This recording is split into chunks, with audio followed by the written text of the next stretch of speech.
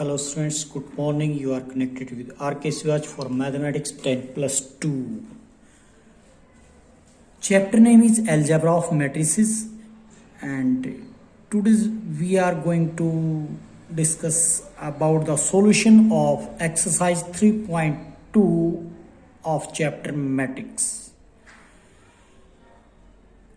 तो second exercise में क्या है, एडिशन, सब्ट्रैक्शन, स्केलर मल्टीप्लिकेशन के बारे में क्वेश्चन सोल्व करेंगे हम। जैसे फर्स्ट क्वेश्चन है, compute the sum matrix this plus this. तो दो मैट्रिक्स का सम कैसे किया जाता है? सबसे पहले तो हम ये देखते हैं कि उनके ऑर्डर को, अगर फर्स्ट मैट्रिक्स और सेकंड मैट्रिक्स, दो मैट्रिक्स को आप ऐड कर रहे हो, दोनों का ऑर्डर सेम है, then you can add two matrices. तो उसके बाद फिर होता क्या है, कोरस्पोंडिंग एलिमेंट को ऐड किया जाता है। अब ये कोरस्पोंडिंग एलिमेंट कौन होता है? पहले मैट्रिक्स का नाम मान लीजिए ए है, दूसरे का बी है, तो इस एलिमेंट को A11 बोलेंगे, इस सेकंड मैट्रिक्स के इस एलिमेंट को B11 बोलेंगे, इस 1 को बोलेंगे A12, तो इस 2 को बोलेंगे B12। तो A11 B11 कोरस्पोंडिंग मिलेगा और A12 का कोरस्पोंडिंग B12 कोरस्पोंडिंग मिलेगा और A13 का कोरस्पोंडिंग A13 का कोरस्पोंडिंग B13 होता है। तो कहने का मतलब ये है कि दो मैट्रिक्स का अगर ऑर्डर सेम है देन एडिशन इज डिफाइंड। तो उसके बाद हम करते हैं कोरस्पोंडिंग एलिमेंट को ऐड। तो कोरस्पोंडिंग एलिमेंट को मैं ऐड करने जा रहा हूं। 0 + 6, 1 + 2, 5 - 3, -3 - 1, 2 + 4, 1 + 2, ये लिखा। अब 0 6 6 होता है, 1 + 2 3 होता है, 5 - 3 2 होता है, -3 - 1 -4 होता है, 2 + 4 6 होता है और 1 + 2 3 होता है। तो क्या आ गई? एडिशन ऑफ टू मैट्रिक्स बोल सकते हैं आप इस चीज को, या sum of two matrices. Similarly इन मैट्रिक्स को भी हमने ऐड करना है, तो वही फिर बात कोरस्पोंडिंग एलिमेंट को ऐड किया जाए। √3 में 2 को ऐड करेंगे, 1 में 5 √5 को, -1 में 1 को, 2 में -2 को, 3 में 3 को ऐड करेंगे, 0 में 1/2 ऐड करेंगे। तो इसलिए रिजल्ट आता है यहाँ पे इस मैट्रिक्स का कोरस्पोंडिंग एलिमेंट, यानी कि √3 में 2 ऐड किया था, √3 + 2, क्योंकि √3 में 2 को आप ऐड करने का मतलब ये है उसको एज इट इज लिखेंगे। तो इसी तरीके से कोरस्पोंडिंग एलिमेंट को मैंने ऐड कर दिया। नेक्स्ट में क्या है, फिर से दो मैट्रिक्स है जो कि 2/2 ऑर्डर है इसका और दोनों का।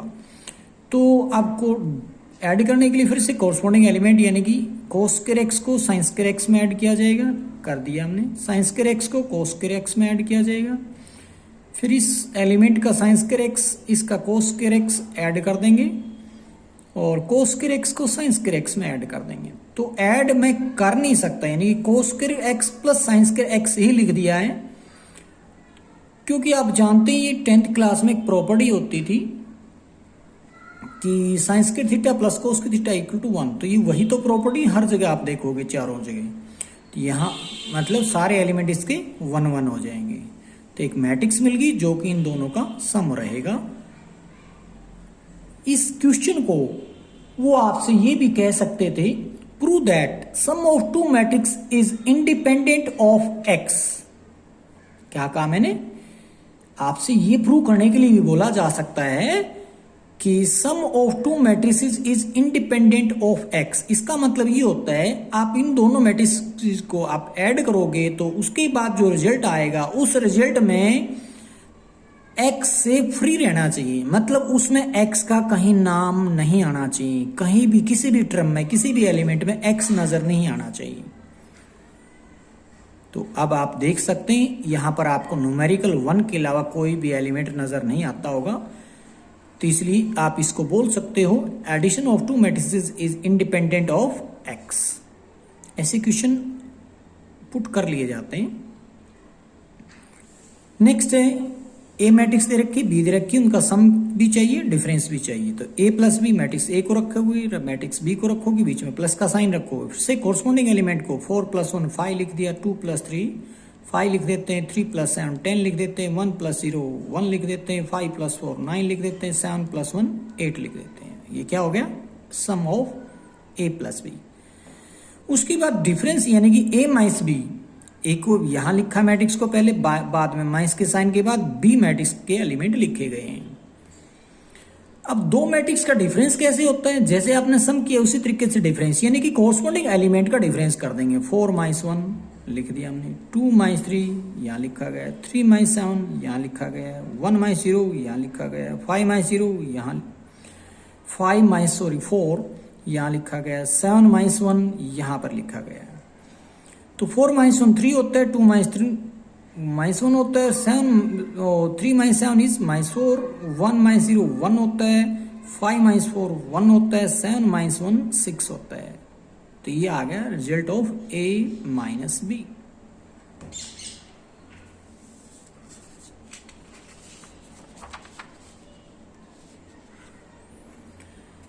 यहां देखोगे मैट्रिक्स दे रखी 3, ए बी एंड सी। पहले मांगा है ए प्लस बी, तो जैसे अभी तक एडिशन करते आ रहे हैं वही काम इसमें भी चला हुआ है। दो मैट्रिक्स को कैसे ऐड करते, कोरस्पॉन्डिंग एलिमेंट को ऐड करेंगे। अभी कोरस्पॉन्डिंग एलिमेंट 2 में 2 ऐड करोगे 4 आ जाएगा, -1 में 3 ऐड करोगे तो +2 आ जाएगा, 4 में 1 ऐड करोगे तो 5 आ जाएगा, 2 में 2 ऐड करोगे तो 4 आ जाएगा। उसके बाद मांगा गया था ए माइनस बी, तो ए मैट्रिक्स को पहले लिखोगे, माइनस बी मैट्रिक्स को बाद में लिखोगे, क्योंकि आप जानते हैं A minus B is not equal to B minus A. तो जहां जिस पोजीशन पे जो मैट्रिक्स है उसी पोजीशन पे वही मैट्रिक्स और उसके एलिमेंट आने चाहिए। तो 2 माइनस 2 0 हो जाता है, -1 -3 -4 हो जाता है, 4 -1 3 हो जाता है, 2 - 2 0 हो जाता है। अब ए प्लस सी चाहिए तो पहले मैट्रिक्स ए लिखेंगे, बाद में मैट्रिक्स सी लिखेंगे। कोरस्पॉन्डिंग एलिमेंट को 2 में 1 ऐड करेंगे, 3 -1 में 0 किया तो -1, 4 में 0 ऐड किया तो 4, 2 में 1 ऐड किया तो 3। अब a प्लस बी प्लस सी यानी कि 3 मैट्रिक्स का सम मांगा गया, तो पहले matrix a plus matrix b plus matrix c के एलिमेंट लिखे नजर आ रहे हैं। फिर से करना क्या, कोरस्पॉन्डिंग एलिमेंट को ऐड करेंगे, 2 में 2 ऐड करके फिर उसमें 1 ऐड करेंगे, यानी कि 2 + 2 4 + 1 5 हो जाएगा। फिर -1 + 3 + 2 हो जाएगा, 2 में 0 ऐड करोगे तो 2 हो जाएगा, 4 में 1 ऐड किया 5 में 0 ऐड करोगे तो 5 हो जाएगा, 2 में 2 ऐड करोगे 4 आ जाएगा, 4 में 1 ऐड करोगे तो 5 आ जाएगा। ये आ गया किस चीज का रिजल्ट है, a plus B plus C matrix.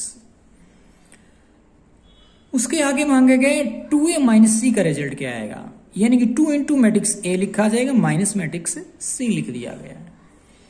तो a का डबल किया तो क्या रहा, 2 2 जा 4, माइनस का 2 है, 2 4 जा 8 हो जाएगा, 2 2 जा फिर से 4 हो गया, माइनस में एज इट इज लिखेगी ये मैट्रिक्स।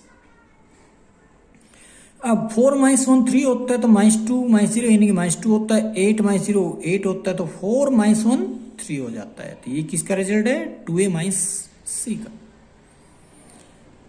नेक्स्ट क्वेश्चन है 3a + 4b क्या होगा, यानी कि इसके अंदर स्केलर मल्टीप्लिकेशन भी है और एडिशन भी है। तो सबसे पहले 3 इंटू मैट्रिक्स a लिखेंगे और +4 इंटू मैट्रिक्स b लिखी जाएगी।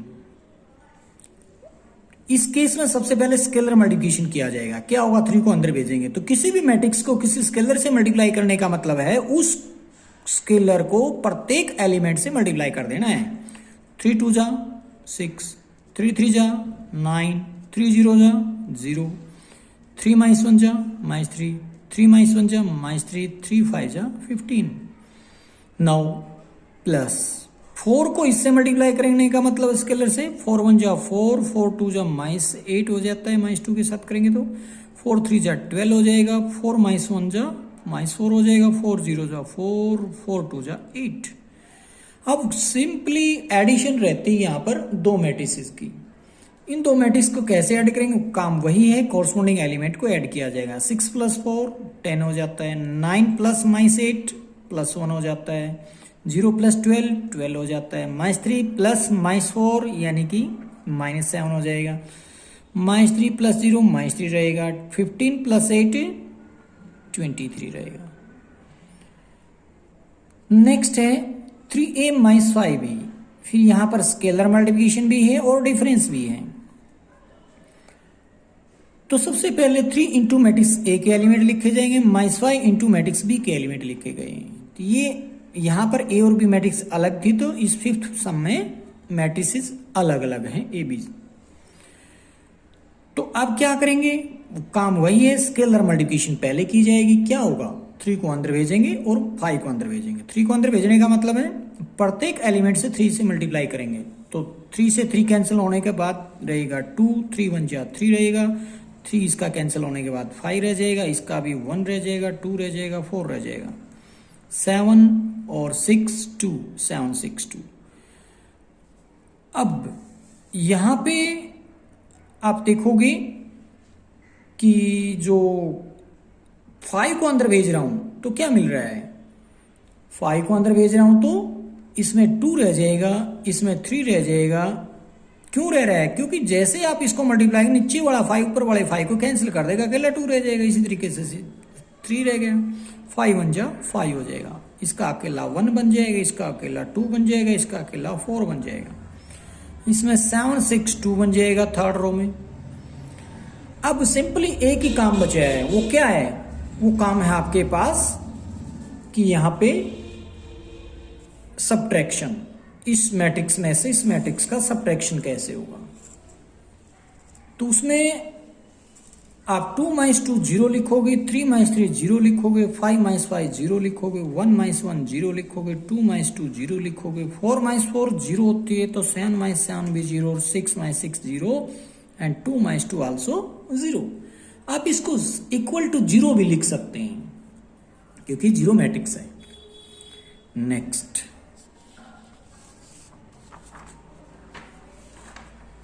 यहां है verify that a + b + c = a + b + c। कहने का मतलब पहले a और b का एडिशन करेंगे, उसके बाद उसमें c ऐड करेंगे मैट्रिक्स को, या राइट साइड में पहले b और c का एडिशन होगा, उसके बाद जो रिजल्ट आएगा उसको a में ऐड कर दिया जाएगा, और वो रिजल्ट दोनों के दोनों इक्वल आना चाहिए, क्योंकि वेरीफाई का मतलब left side equal to right side अगर हम प्रूव कर पाते हैं तो वेरीफाई हो जाता है। तो इसलिए सबसे पहले मैं मैट्रिक्स को इस तरीके से लिखूंगा जो उन्होंने कहा है। तो क्या कहा है, a + b को एक ब्रैकेट के अंदर, कहने का मतलब मैट्रिक्स a + b इसको एक ब्रैकेट के अंदर प्लस मैट्रिक्स c। तो पहले इन दोनों मैट्रिक्स का एडिशन 3 + 2 5 हो जाएगा, 2 + 1 3 हो जाएगा, 1 + 5 6 हो जाएगा। इस तरीके से -7 और -1 -8 हो जाता है, 0 और 13 एलिमेंट आ रहा है। ये मैट्रिक्स जो C थी वो चली आ रही एज इट इज। अब दो मैट्रिक्स का आपने एडिशन करना है तो क्या रहेगा, 5 + 4 9, 3 + 5 8, 6 - 1 5 हो जाएगा, -8 + 3 -5, 0 - 3 -3 एंड 13 + 2 15। ये लेफ्ट साइड का रिजल्ट आ चुका है। अब आपने राइट साइड को उठाना है, यानी कि a + b + c के अकॉर्डिंग। ये मैट्रिक्स a लिखा और ब्रैकेट के अंदर मैट्रिक्स b एंड c लिखा गया है। तो सबसे पहले b और c को ऐड करेंगे, तो 2 और 4 का एडिशन 6 होता है, 1 और 5 का 6 हो जाएगा, 5 और -1 का 4 हो जाएगा, -1 में 3 ऐड करोगे 2 हो जाता है, 0 में -3 ऐड किया तो -3 हो जाता है, 7 में 2 ऐड करते तो 9 हो जाता है। अब फिर हम a और दिस यानी कि इन दोनों के एडिशन में जो मैट्रिक्स का नया रिजल्ट आया उन दोनों को अब ऐड करने वाले हैं। तो 3 और 6 9 हो जाएगा, 2 और 6 8 हो जाएगा, 1 और 4 5 हो जाएगा, -7 और 2 -5 हो जाएगा, 0 और -3 का एडिशन -3 रहेगा, 6 और 9 15 बन जाएगा। ऐड कर चुके हैं। अब आप एक बार कंपैरिजन कर लो इस मैट्रिक्स से और इस मैट्रिक्स से, क्या दोनों मैट्रिसेस सेम है उनके एलिमेंट के अकॉर्डिंग? बिल्कुल, दोनों मैट्रिक्स इक्वल नजर आएंगे होंगे आपको। तो दोनों का रिजल्ट इक्वल है तो आप लिख सकते हो, प्रूव हो चुका है, ये वेरीफाई हो चुका है कि a + b + c = a + b + c। Next है a + b + c, यानी कि a और b को पहले ऐड करोगे, बाद में c को ऐड करोगे। यहां पर ऑर्डर 3/3 का है, तो प्रत्येक एलिमेंट आप देख रहे होगे मैट्रिक्स के, उनके भी ऑर्डर आप देखोगे तो 3/3 की मैट्रिसेस आपको नजर आएंगी, क्योंकि आपको एडिशन में पता होना चाहिए दो मैट्रिक्स या जो से ज्यादा मैट्रिक्स जो आप ऐड करोगे उन सभी का ऑर्डर सेम होना जरूरी। तो वहां पर ऑर्डर क्या था, वहां पर था 2/3 का ऑर्डर, तो सभी 2/3 की मैट्रिसेस थी। अब 3/3 एक है तो दूसरी भी 3/3 ही मिलेंगी, तीसरी भी 3/3 मिलेगी। नाउ तो पहले इन दोनों मैट्रिक्स को ऐड किया तो कॉरस्पॉन्डिंग एलिमेंट 2 + 9 11, 1 + 7 8, 1 - 1 0। इसी तरीके से बाकी के भी कॉरस्पॉन्डिंग एलिमेंट को मैंने ऐड किया है। ये मैट्रिक्स में इस मैट्रिक्स को ऐड करूंगा फिर से वही कॉरस्पॉन्डिंग एलिमेंट 11 + 2 13, तो 8 + -4 + 4 0 + 3 3। सिमिलरली 6 + 1 7 हो जाएगा, 4 - 1 3 हो जाएगा, 4 + 0 4 हो जाएगा, 2 + 9 11 हो जाएगा, 3 + 4 7 हो जाएगा, 10 + 5 15 हो जाएगा। और फिर हम बात करना चाहेंगे a + b + c के अंदर। तो अब पहले b + c को एडिशन करूं, उससे पहले हमने लिखनी पड़ेगी मैट्रिक्स a प्लस ब्रैकेट के अंदर b + c मैट्रिक्स। इन मैट्रिक्स का सम करने के लिए पहले 9 + 2 11 लिखा हमने, 7 - 4 + 3 हो जाता है, -1 + 3 + 2 हो जाता है। सिमिलरली 3 + 1 4 हो जाएगा, 5 - 1 4 हो जाएगा, 4 + 0 4 हो जाएगा, 2 + 9 11 हो जाएगा, 1 + 4 5 हो जाएगा, 6 + 5 11 हो जाएगा। अब इन दो मैट्रिक्स को ऐड करने के बाद जो रिजल्ट आया उसको फिर इस मैट्रिक्स में ऐड करेंगे। तो दोनों मैट्रिक्स को ऐड करने का मतलब है कॉरस्पॉन्डिंग एलिमेंट ऐड हो रहे हैं, 2 और 11 13, 1 और 3 4, 1 + 2 3, 3 + 4 7 है, तो -1 + 4 3 हो जाएगा, 0 + 4 0। इसी तरीके से लास्ट रो के एलिमेंट। अब आप एक रिजल्ट देखोगे तो a + b में c को जो ऐड किया आपने और बाद में a में b + c को एडिशन किया तो उन दोनों का रिजल्ट आपको सेम नजर आएगा। अब ये सेम है एलिमेंट इसके, तो इसका मतलब क्या हो जाता है, इसका मतलब निकलता है कि left side equal to right side, ये आप कह सकते हैं। हेंस ये प्रूव हो चुका है, वेरीफाई हो चुका है कि a + b का रिजल्ट c में जो ऐड किया आपने इक्वल पाया a में जो ऐड किया b + c का रिजल्ट।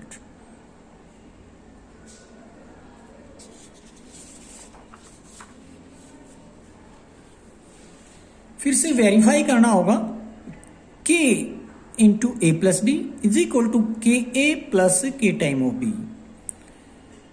तो लेफ्ट साइड पहले उठा लो, बाद में राइट उठा सकते हो, पहले राइट उठा लिया बाद में लेफ्ट उठा लें, जैसे मर्जी कर लो।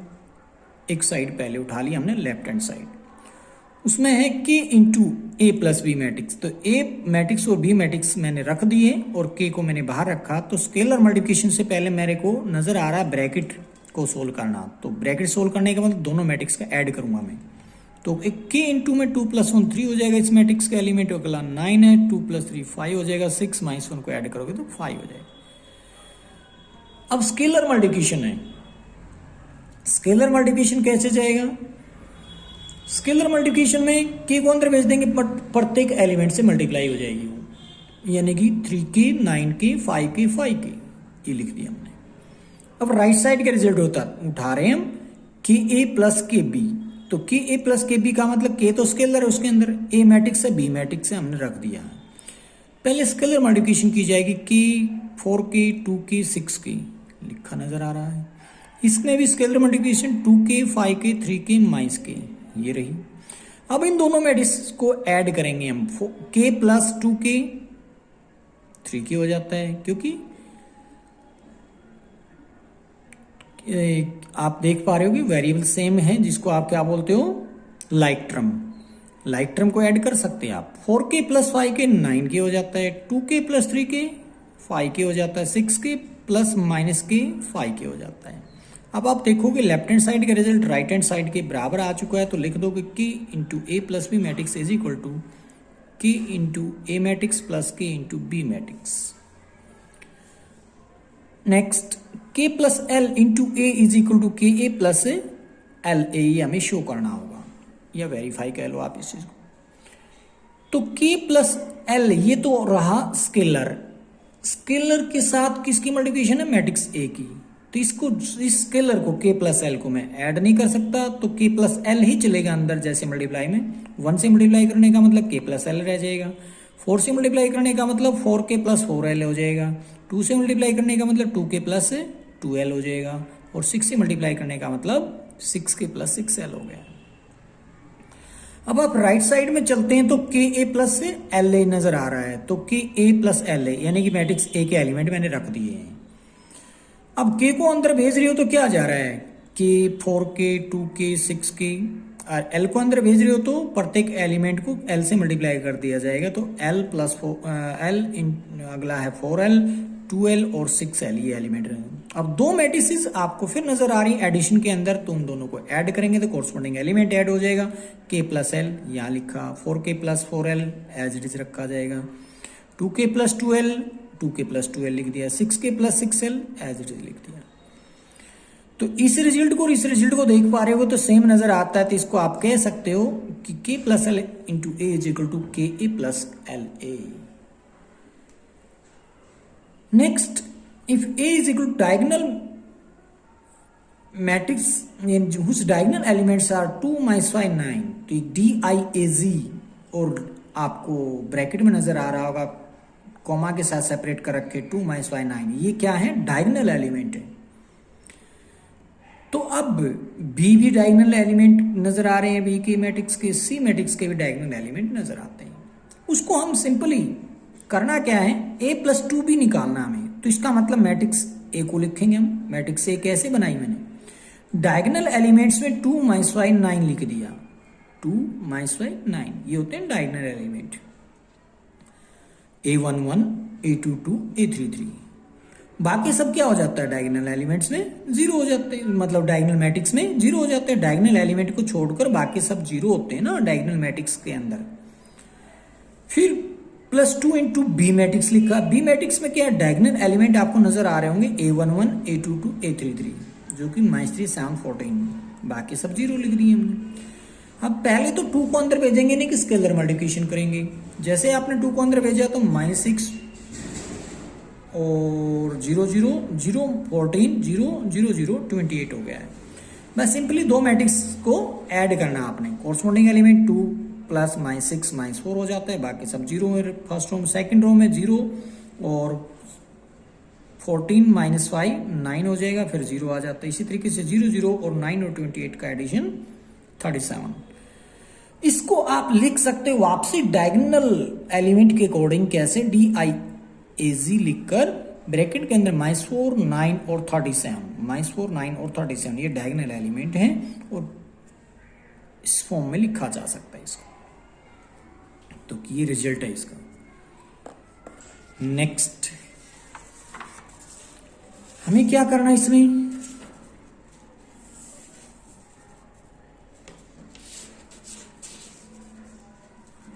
मैट्रिसेस वही है, ABC आपको नजर आ रही होंगी, तो उसके अकॉर्डिंग रिजल्ट लाना है 2A plus B minus 5C का। उसमें क्या होगा,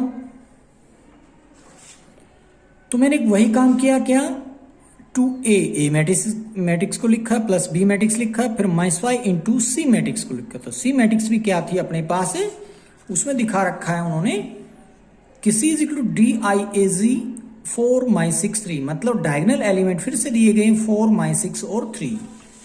तो मैंने मैट्रिक्स को इस तरीके से लिख लिया। अब क्या करना होगा, 2 को अंदर भेजेंगे, 5 को अंदर भेजेंगे, यानी कि स्केलर मल्टीप्लिकेशन किया हमने। 2 को अंदर भेजा तो 4 हो जाएगा, -5 का 10 हो जाएगा, 9 का 18, बाकी सब जीरो हैं। ये एज इट इज लिखा है।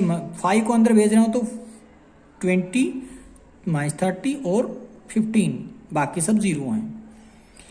अब कुछ नहीं, इन दोनों को ऐड करो, इसमें से जो आया उसमें से ये सब्ट्रैक्ट करो। तो क्या किया मैंने, 4 प्लस -3 -20 कर दो, यानी कि 4 -3 -20 मैंने यहां लिख दिया। फिर जीरो तो है ही, इनको लिखो, चाहे आप सीधे जीरो भी लिख सकते थे अकेला यहाँ पे। उसके बाद डायगोनल एलिमेंट्स को मैं ऐड करता नजर आ रहा हूँ, -10 प्लस 7 प्लस 30 हो जाएगा। क्यों, क्योंकि बाहर भी माइनस है, अंदर भी माइनस है, माइनस प्लस हो जाता है। फिर लास्ट का एलिमेंट जो नजर आ रहा है 18 प्लस 14 -15, तो डायगोनल एलिमेंट आपको नजर आए -19 27 और 17। अब इसको आप वापसी में लिख सकते हो DI, यानी कि डायगोनल एलिमेंट के अकॉर्डिंग डाल दिया हमने -19 27 और 7। इस तरीके से भी इस मैट्रिक्स को लिखा जा सकता है। नेक्स्ट है सोल्व कीजिए। किसको सोल्व करना है, ये जो इक्वेशन दे रखी है, इक्वेशन मैट्रिसेस में दी गई है। 2 into this matrix plus this 3 into this matrix is equal to 3 time of this matrix. तो सबसे पहले स्केलर मल्टीप्लिकेशन हो जानी चाहिए। स्केलर मल्टीप्लिकेशन में 2x 2y 2z 2t लिख दिया मैंने। 3 को अंदर भेजोगे तो 3 - 3 0 6 ये लिखा is equal to 3 time of this matrix 9 15 12 और 18 ये। उसके आगे चल के हम दोनों को ऐड करेंगे मैट्रिक्स को। दो मैट्रिक्स ऐड कैसे होंगे, कोरस्पॉन्डिंग एलिमेंट 2x + 3 लिखा, 2y + -3 2y - 3 लिख दिया, 2z + 0 2z लिख दिया, 2t + 6 2t + 6 is equal to as it is चली आ रही है मैट्रिक्स यहां से। अब दो मैट्रिक्स इक्वल होने का मतलब क्या है, उन दोनों के कोरस्पॉन्डिंग एलिमेंट को इक्वल रखेंगे, यानी कि 2x + 3 इज इक्वल टू 9 लिखा यहां पे, फिर 2y - 3 इज इक्वल टू 15 यहां लिख दिया, 2z इज इक्वल टू 12 यहां लिख दिया, और 2t + 6 इज इक्वल टू 18 यहां लिखा है। तो इसको सोल्व करेंगे तो सबसे पहले 3 को उधर लेंगे, 9 - 3 6 हो जाता है, 2x इज इक्वल टू 6 2 से डिवाइड करेंगे तो x इज इक्वल टू 3 आ जाएगा। Similarly 2y is equal to 18 है तो y इज इक्वल टू 9, और 2 से डिवाइड करोगे तो z इज इक्वल टू 6। इसको सोल्व करेंगे 6 उधर लेकर चले तो 18 - 6 12 होता है, और 2 से डिवाइड कर दो बोथ साइड तो t इज इक्वल टू 6 बन जाएगा। नेक्स्ट फिर से अपने सामने नजर आ रहा हुआ इक्वेशन, वो भी मैट्रिक्स के अंदर। एक मैट्रिक्स जिसका ऑर्डर 2/1 का है, -3 इंटू एक और मैट्रिक्स जिसका ऑर्डर 2/1 का है, इज इक्वल टू एक और मैट्रिक्स जिसका ऑर्डर 2/1 का है। तो इसमें भी करना क्या होगा, सबसे पहले स्केलर मल्टीप्लिकेशन की जाएगी। स्केलर मल्टीप्लिकेशन के अंदर इस पहली मैट्रिक्स को एज इट इज -3 को अंदर भेज रहा हूं तो माइनस को बाहर रख रहा हूं, केवल 3 को अंदर भेज रहा हूं तो 3x और 6y हो जाएगा, is equal to matrix as it is है राइट साइड वाली। हम इस मैट्रिक्स में से इसको पहले सब्ट्रैक्ट करेंगे, मतलब इन दोनों का डिफरेंस। तो x² - 3x यहाँ एक एलिमेंट आया, y² - 6y वो दूसरा एलिमेंट आ रहा है, ये अकेला एलिमेंट है, ये अकेला है। इस मैट्रिक्स का ऑर्डर भी 2/1 लेकर चलोगे आप, ये एलिमेंट एक ही है, ये वाला एलिमेंट एक है, अकेला है, इज इक्वल टू -2 9 के साथ एलिमेंट के 2/1 की मैट्रिक्स नजर आ रही है। दो मैट्रिक्स फिर से इक्वल है, दो मैट्रिक्स इक्वल होने का मतलब उनके कोरस्पॉन्डिंग एलिमेंट इक्वल रखेंगे। x² - 3x is equal to -2 रखा, ये रहा, और y² - 6y is equal to 9 लिख दिया। पहले इसको क्वाड्रेटिक इक्वेशन को सोल्व करते हैं, तो इसके फैक्टर बनते होंगे -2 और -1, जिसके अकॉर्डिंग x की वैल्यू 1 और 2 आ रही है। अब इसके फैक्टर बन नहीं रहे थे तो क्या करेंगे, इस क्वाड्रेटिक इक्वेशन को सोल्व तो करना होगा। तो इसलिए हम क्या करते हैं, एक क्वाड्रेटिक फार्मूले को यूज करते हैं। तो क्या होता है quadratic formula, b² - 4ac -b plus -√b² - 4ac upon 2a होता है। तो क्या होता है -b plus -b² - 4ac upon 2a। उसी फार्मूले का यूज करते हुए हमने यहां पर a की वैल्यू 1 है, b की वैल्यू -6 है, तो c की वैल्यू -9 है। बस उस फार्मूले में पुट की, जो कि यहां पर मिला मेरे को 72 को लिख सकते 36 इंटू 2, और 36 का रूट क्या हो जाता है 6 हो जाता है, यानी कि अंदर रह गया 2 रूट के अंदर। अब दोनों टर्म को 2 से डिवाइड करोगे 3 + -3 √2, ये y की वैल्यू आ रही है, x की वैल्यू आ रही है, y में भी 2 वैल्यू, x में भी 2 वैल्यू। और एक सम और है, तो उसमें क्या है, दो मैट्रिसेस इक्वल दे रखी हैं। दो मैट्रिसेस इक्वल देने का मतलब क्या है, तो उनके कोरस्पॉन्डिंग एलिमेंट इक्वल रखेंगे। तो कोरस्पॉन्डिंग एलिमेंट यानी कि x + 2y = 0, फिर 3y = -3, फिर उसके बाद 4x = 8 लिखेंगे। उसके बाद 2 = 2 लिखने की जरूरत नहीं, क्योंकि वहां से हमें कुछ नया नहीं मिलने वाला, वो तो हम जानते हैं 2 = 2 होता है।